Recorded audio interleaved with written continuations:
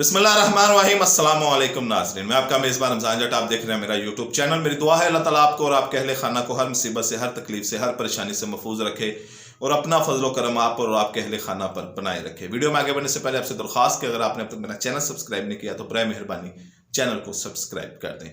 जुनैद चोई साहब के कालम के आजकल बड़े चर्चे हैं, लेकिन ये वही जुनैद चोई साहब हैं जो जनरल बाजवा के ऊपर किसी दौर में बड़ी तनकीद करते रहे हैं कि वो इमरान खान के साथी हैं।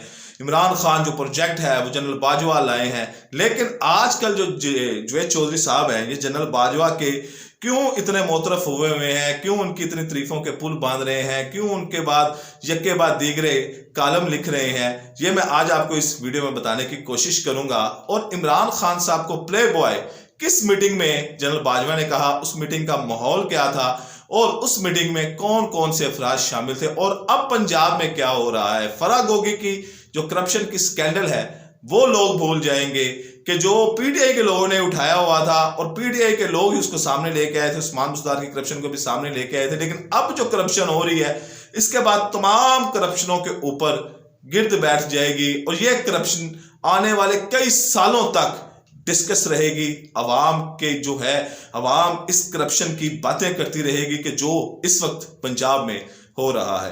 पहले बात करते हैं जुनैद चौधरी के कालम की। जुनैद चौधरी कालम लिख रहे हैं, यक्के बाद दीगरे कालम लिख रहे हैं। पहले उन्होंने जनरल बाजवा से मुलाकात में एक कालम लिखा, उसके बाद उन्होंने एनआरओ के हवाले से एक कालम लिखा, उसके बाद उन्होंने पसे पर्दा क्या हो रहा है इस हवाले से कालम लिखा। लेकिन ये कालम जो है ये छप तो जुनैद चौधरी के नाम से रहा है, लेकिन ये जो तहरीरें हैं, ये बातें हैं, ये तमाम बातें जो हैं ये जनरल बाजवा की हैं। और अगर आप इस डॉट्स को कनेक्ट करें कि जैसे ही इमरान खान साहब कोई बयान देते हैं तो जुनैद चौधरी साहब उस बयान के जवाब में एक कालम लिख देते हैं, यानी कि शिकवा जवाब शिकवा चल रहा है। तो ये जो कहानी है ये इसलिए अहम है क्यों, ताकि आवाम को पता चले कि ये जुनैद चौधरी किसी मोहब्बत में नहीं कर रहे, या जुनैद चौधरी कोई जनरल बाजवा के मोतरफ नहीं है, या एकदम इनको कोई ख्याल नहीं आ गया, ख्वाब नहीं आ गया कि जनरल बाजवा के साथ बड़ी ज्यादती हुई है और जनरल बाजवा के साथ मुझे खड़ा होना चाहिए। किस्सा कुछ यूं है कि जनरल बाजवा 2 साल तक पब्लिक में नहीं आ सकते, 2 साल तक किसी भी मीडिया चैनल से, किसी भी मीडिया पर्सन से गुफ्तगू नहीं कर सकते, कोई प्रेस कॉन्फ्रेंस नहीं कर सकते, कोई स्टेटमेंट जारी नहीं कर सकते। उनके ऊपर आईनी और अदारे की तरफ से ये एक डेकोरम होता है और एक पाबंदी है, इन्हीं तौर पर पाबंदी है कि ये 2 साल तक कोई अपनी तरफ से बात नहीं कह सकते। हाँ, अब ये बात कहने का तरीका है, जाहिर बात है कि इमरान खान यक्के बाद दीगर उन पे हमले कर रहे हैं, दूसरे जो जनरल बाजवा के खिलाफ लोग हैं वो उनकी करप्शन की और दूसरे मामला पर बातें कर रहे हैं। तो जब तक 2 साल गुजरेंगे तब तक जनरल बाजवा के तमाम जो बातें हैं वो अगर वो 2 साल बाद जवाब देंगे तो उन जवाबों का कोई फायदा नहीं होगा। तो इसके लिए उन्होंने जो अपने यानी कि उनके सर्कल में सहाफ़ी हैं उनको चुना हुआ है और उनके जरिए अपनी बातें करवा रहे हैं। तो जुनैद चौधरी भी उसी सर्कल में मौजूद हैं।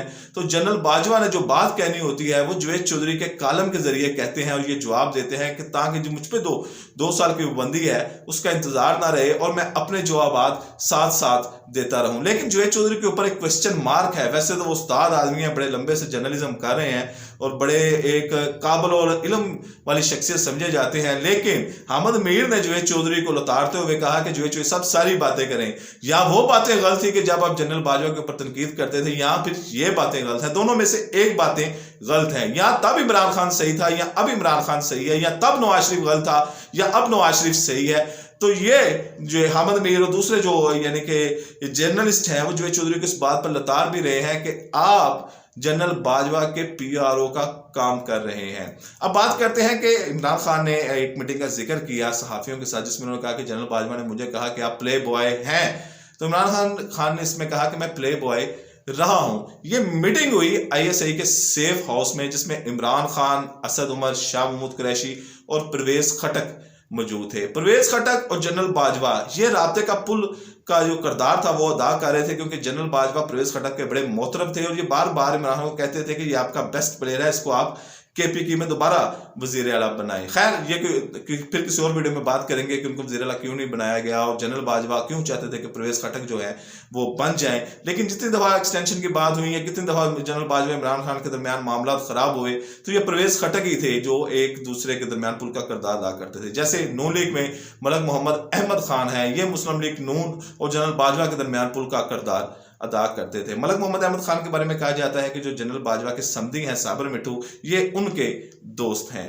बहरहाल एक मीटिंग हुई, मीटिंग में वहां पर जनरल बाजवा भी मौजूद थे, ISI के चीफ जनरल नदीम अंजुम भी मौजूद थे और बाकी कई ब्रिगेडियर हजरात भी मौजूद थे। तो वहां पर इमरान खान ने जनरल बाजवा से बात की और उनके कहा कि अगर आप एक्सटेंशन चाहते हैं तो हम आपको एक्सटेंशन दे देते हैं। ये बात बाद में डिस्कस भी बड़ी हुई, मीडिया भी बड़ी डिस्कस हुई और इमरान खान ने इसको ओपनली भी कहा। जब ये बात वहां पर हुई तो जो जनरल बाजवा थे उस बात को माइंड कर गए कि इमरान खान मेरे जूनियर्स के सामने मुझे एक बतौर रिश्वत यानी कि ऑफर कर रहे हैं। ये उन्होंने अज्यूम किया, ये उन्होंने सोचा कि इमरान खान मेरी इंसल्ट कर रहे हैं कि इतने बड़े मजमे में मुझे ऑफर करवा रहे हैं। तो जनरल बाजवा ने इसके ऊपर उनके साथ हार्ड टॉक हुई, इमरान खान ने भी हार्ड टॉक की।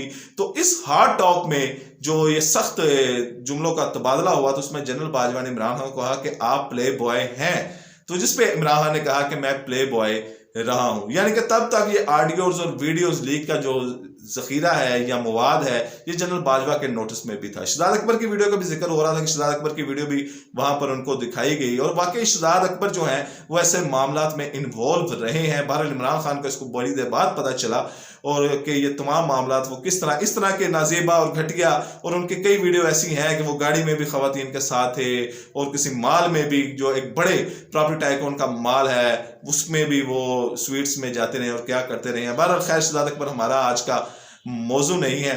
अब बात करते हैं पंजाब की। पंजाब में जो वज़ीर आला हैं हमारे परवेज लाई, उनकी जो बीवी कहा जा रहा है सायरा चौधरी, उनको FBI की तरफ से एक नोटिस मिला है जिसमें कहा गया है कि आपके जो सांसें दिन ब दिन तेजी से बढ़ रहे हैं इसका क्या चक्कर है। बाय द वे जो है सायरा चौधरी, इसके अलावा 3 लोग और हैं और ये मोनस सलाई साहब के साथ अटैच हैं। एक नायब कासद है और 2 इनकी कंपनियों में काम करते हैं। इनकी अकाउंट से पैसा जो है मोनस सलाई और उनके रिश्तेदारों के अकाउंट्स में ट्रांसफर हो रहा है। बहरहाल सायरा चौधरी के हवाले से जो FBI ने नोटिस भेजा है ये आजकल डिस्कस हो रहा है और ये कहा जा रहा है कि इसमें इन्होंने कहाँ कहाँ उन्होंने ज्वेलरी खरीदी, कहाँ कहाँ उन्होंने पैसा खर्च किया, ये तमाम उनके वो नोटिस में मौजूद है। जो उनके 2-3 एड्रेस के ऊपर ये नोटिस भेजा गया है कि आप वहां पर आए और आकर जवाब दें। जब उस्मान बज़दार यहां से हुकूमत में गए और परवेज लाई बने तो पंजाब के खजाने में 500 अरब का सरप्लस था और अब जो पंजाब का है वो खजाना खाली हो चुका है। आवाम को रोटी के लाले पड़े हुए हैं, बिजली के लाले पड़े हुए हैं,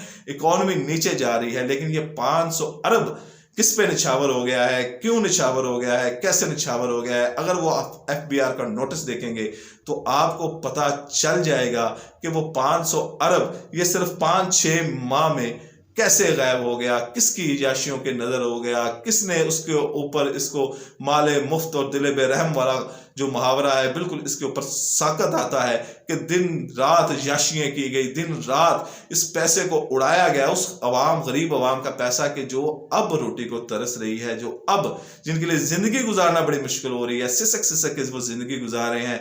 लेकिन परवेज लाई साहब और ये सायरा चौधरी की जो करप्शन है ये मंजर आम पर आएगी। मैं आपको ये कह रहा हूं कि ये मंजर आम पर आएगी और इसकी बास गश्त बड़े लंबे अरसे तक रहेगी और इसका सबसे ज्यादा खानदान को जो नुकसान होगा वो चौधरी खानदान को नुकसान होगा, क्योंकि चौधरी खानदान की जो शजाद हो, परवेज लाई हो या इनके वालिदैन हो या इनके जो बड़े लोग थे, इनके खानदान के बड़े थे, उनका पाकिस्तान में एक इज्जत और एक वकार था, इनको इज्जत की निगाह से देखा जाता था।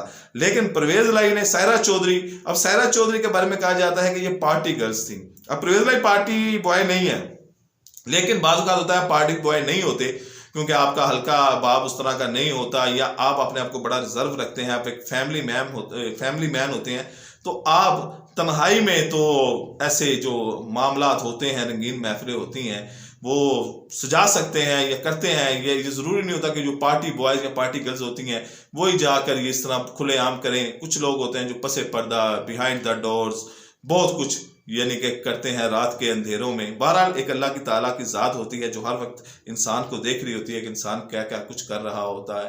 तो ये सायरा चौधरी है, कहा जा रहा है कि पार्टी गर्ल्स है, ये परवेज लाई साहब के करीब आई और उसके बाद ये मोनस लाई इनके साथ इस मामले पर काफ़ी लड़ाई भी रही, गड़बड़ भी रही, ये चोई साहब के घर में भी काफ़ी गड़बड़ रही। लेकिन ये उनका खैर शादी करना कोई बुरी बात नहीं, उन्होंने शादी की, ये अच्छा अमल है। लेकिन अवाम का पैसा इस तरह खा जाना और इस तरह अपनी यानी कि ज़ौजा मोहतरमा के ऊपर खर्च कर देना और फिर उसके बाद जब FIR का नोटिस आना तो थोड़ा सा वेला करना, शोर मचाना, इसको दबाने की कोशिश करना। बहरहाल ये छुपेगा नहीं, क्योंकि परवेज़ इलाही साहब के जो तमाम स्कैंडल है, जिस तरह फराह गोगी का नहीं छपा, उस्मान बुज़दार का नहीं छुपा, उन्होंने वसीम पैमाने पर पंजाब में करप्शन की, इस तरह ये करप्शन भी नहीं छुपेगी। उससे बड़ी करप्शन सिर्फ इसलिए है कि वो जो पैसा लिया गया वो भी करप्शन के जरिए लिया गया, वो भी हराम का पैसा था, लेकिन वो पैसा लिया गया तैनाती के तौर पर, ब्यूरोक्रेसी के तौर पर, ठेकों के तौर पर। इस तरह के मामलात में ये पैसा वहाँ पर ज्यादा करप्शन की गई, खजाने को कम लूटा गया लेकिन करप्शन हुई। बहरहाल बहुत बड़ी वसी पैमाने पर करप्शन हुई, लेकिन यहाँ पर तो पंजाब का पूरा जो सरप्लस का 500 अरब छोड़ के गए थे वो ही साफ हो गया। इजाजत है अगली वीडियो तक, अल्लाह हाफिज।